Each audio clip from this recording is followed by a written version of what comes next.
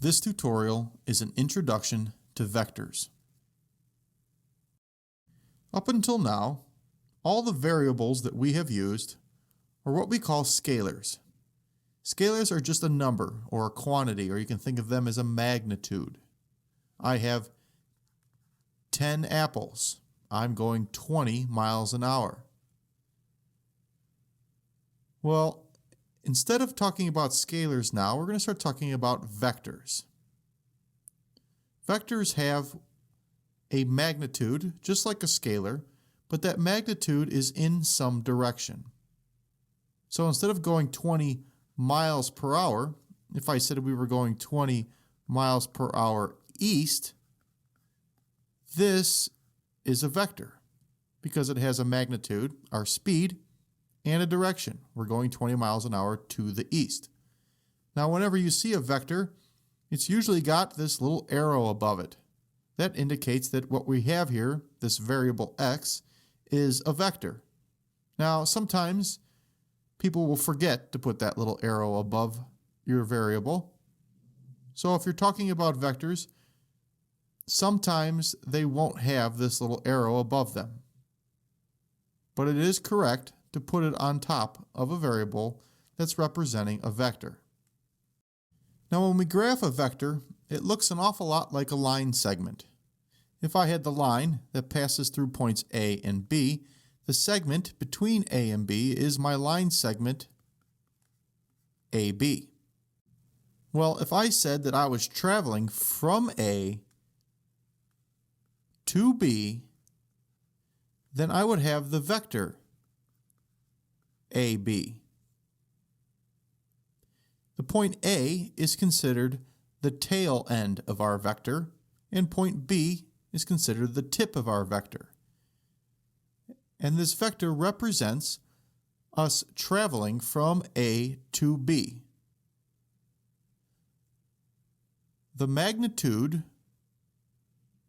of the vector is the length of this arrow. And the direction is the direction that it's traveling in, which you can represent as a change in y and x coordinates, or you can represent as an angle off the x-axis.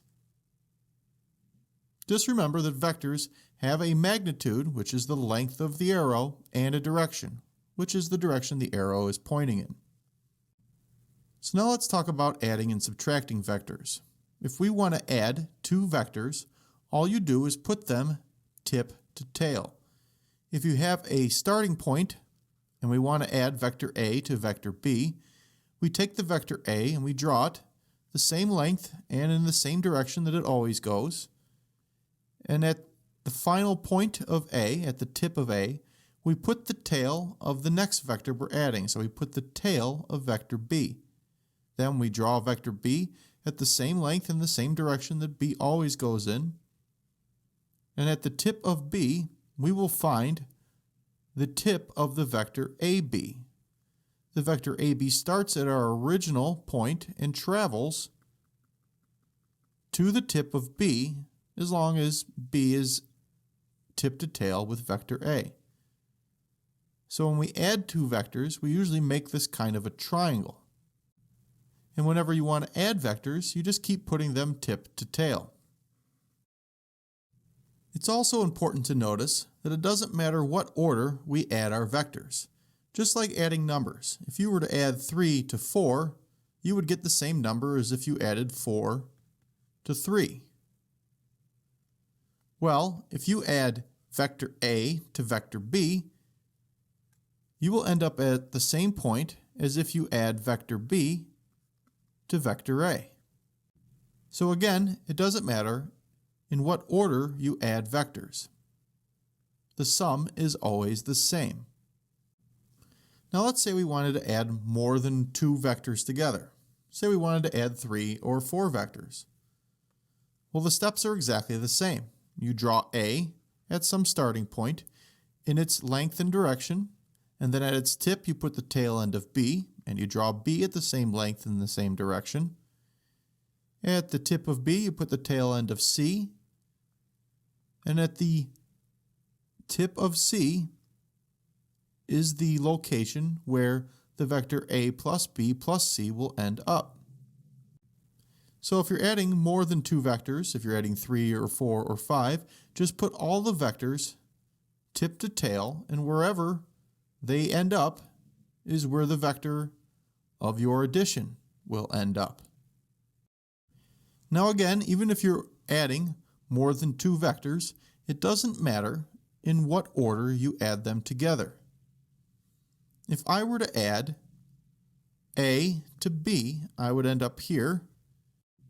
Then when I add C, I end up at the same place as if I added B and C together and added that to A.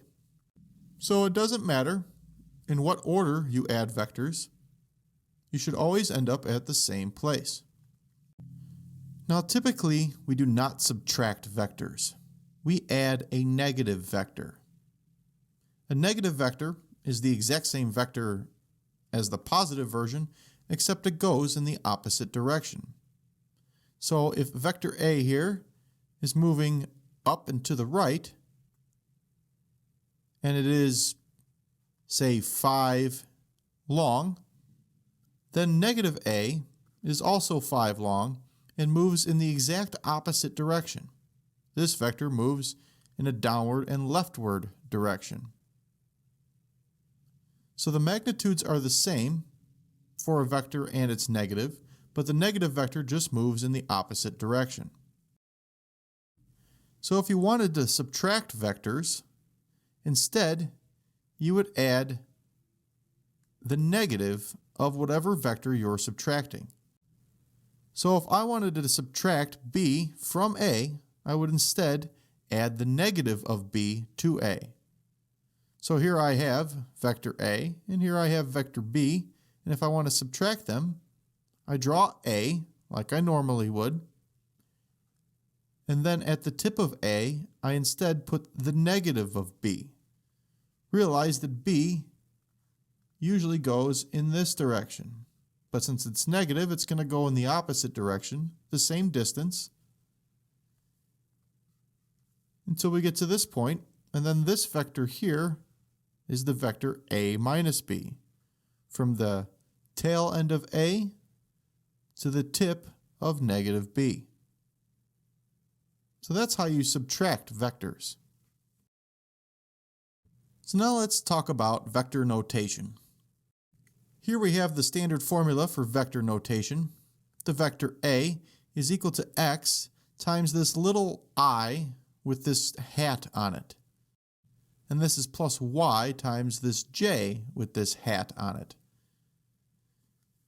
Now basically this I hat, this means the amount you move in the x direction.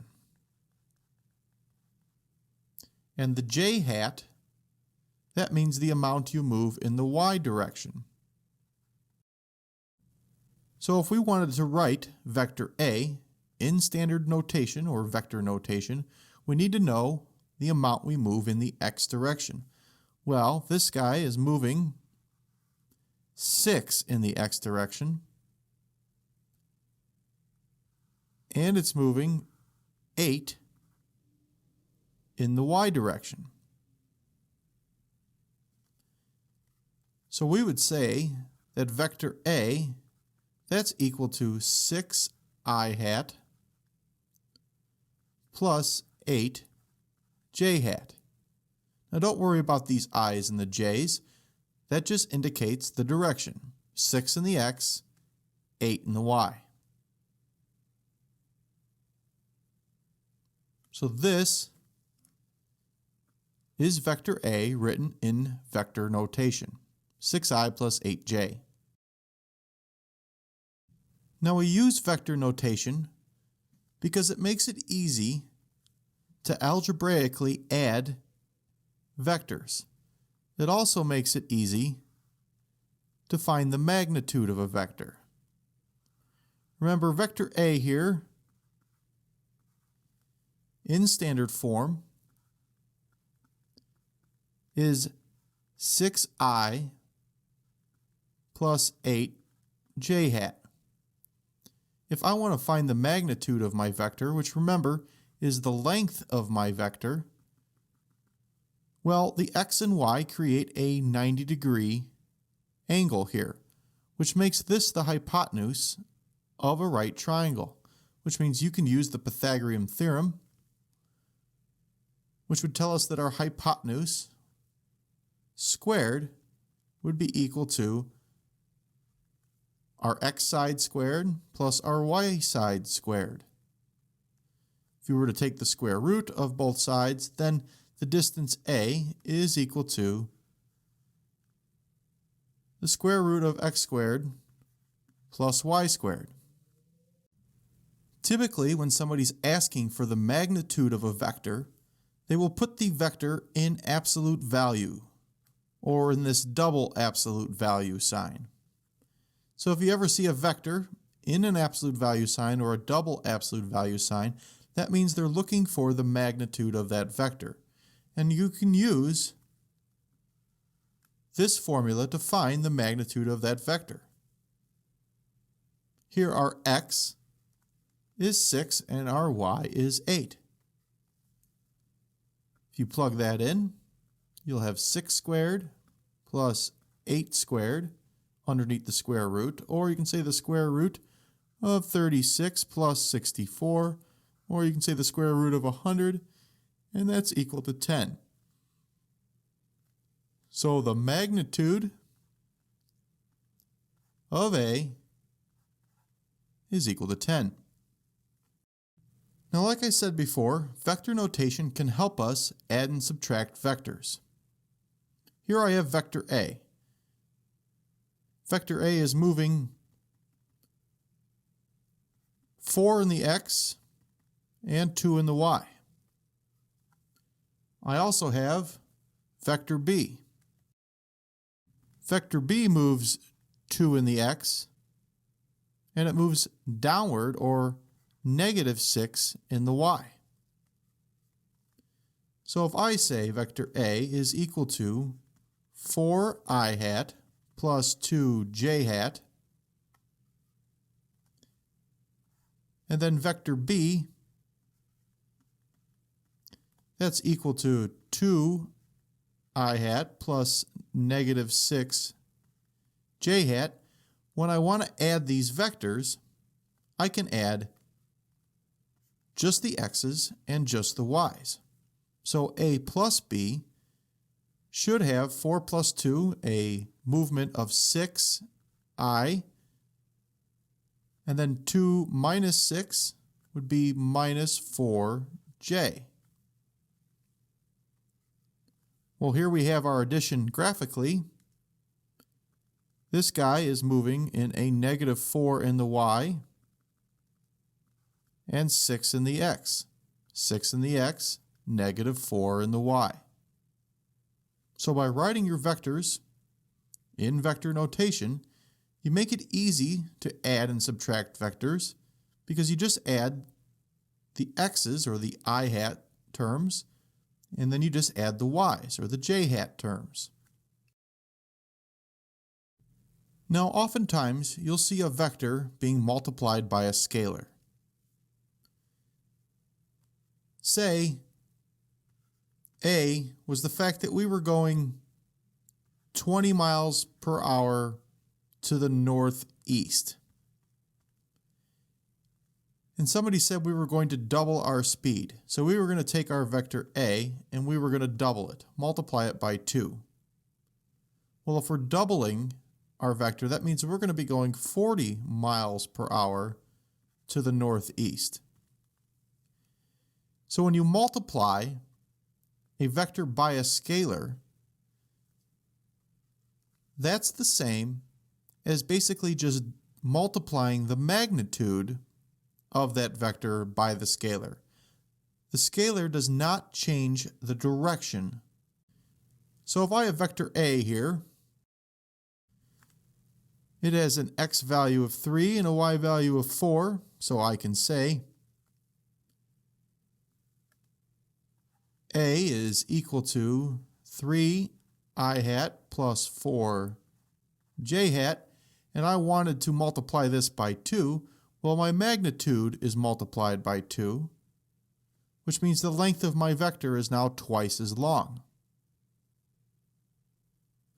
Well, if one of my vectors goes 3 in the x and 4 in the y, then two of my vectors in the same direction will go 6 in the x and 8 in the y. So when you multiply a vector by a scalar, you can either multiply the magnitude by that scalar, or you can multiply both the x component and the y component. So 2 times the vector a would get us 6i hat plus 8j hat. So that's how you multiply a vector by a scalar. Now lots of times when we talk about vectors, you'll hear the term position vector. Position vectors are just vectors where the tail of them starts at the origin. And sometimes they're written like this. Here we have vector A. It moves 4 in the x and 6 in the y. But vectors aren't always at the origin. Sometimes they're floating out here in space. If you wanted to find what we call the equivalent position vector, where if we move this same vector down here, so the tail was at the origin, then we would end up with the same vector. It would just be moved down here so the tail is at the origin. And if you wanted to find the equation of that vector, well, then you just take its starting x position and its final x position. x1 would be the starting and x2 would be the final. And you do the same thing for the y's, its starting y position and its final y position. Starting y position and final y position. For this particular vector, we start with an x value of 2 and we go to an x value of 7. So b would be 7 minus 2. Y would be 2 to 5, so 5 minus 2. And vector b would have an equivalent position vector of 5, 3. You could also write vector b as 5i hat plus 3j hat. This vector moves in the x direction 5 and in the y direction 3, regardless of where it's positioned. Now the last thing we have to talk about are unit vectors. Unit vectors are usually indicated by this u with the vector sign over it. Now if you were trying to find the unit vector of vector A, sometimes you'll see u with this little subscript a. This is the unit vector of vector A. Now a unit vector is a vector that goes in the same direction as vector A, except it only has a magnitude of 1, or you can think of it as being only 1 unit long. The easiest way to find a unit vector is to take the vector that you have and divide it by the magnitude of your vector. So if I wanted to find the unit vector of this vector A, 3i plus 4j, I would have to find the magnitude of this first. Well, the magnitude is just the square root of 3 squared plus 4 squared. This is the square root of 9 plus 16, or you can think of that as the square root of 25, which is equal to 5. So the magnitude of vector A is equal to 5. If I want to find the unit vector of vector A, I take vector A, which is 3i plus 4j hat, divided by my magnitude, which is 5. Now this is a fraction, so I can think of this as 3 over 5 times I hat plus 4 over 5 times j hat. This is my unit vector. All I did was divide my x by the total magnitude and divide my y by the total magnitude. If you were to take the square root of 3/5 squared plus 4/5 squared, you would end up with the square root of 1, which is equal to 1. So notice that the magnitude of my unit vector is 1. That's what makes a unit vector a unit vector. So now that you know how to calculate unit vectors, that completes the introduction to vectors.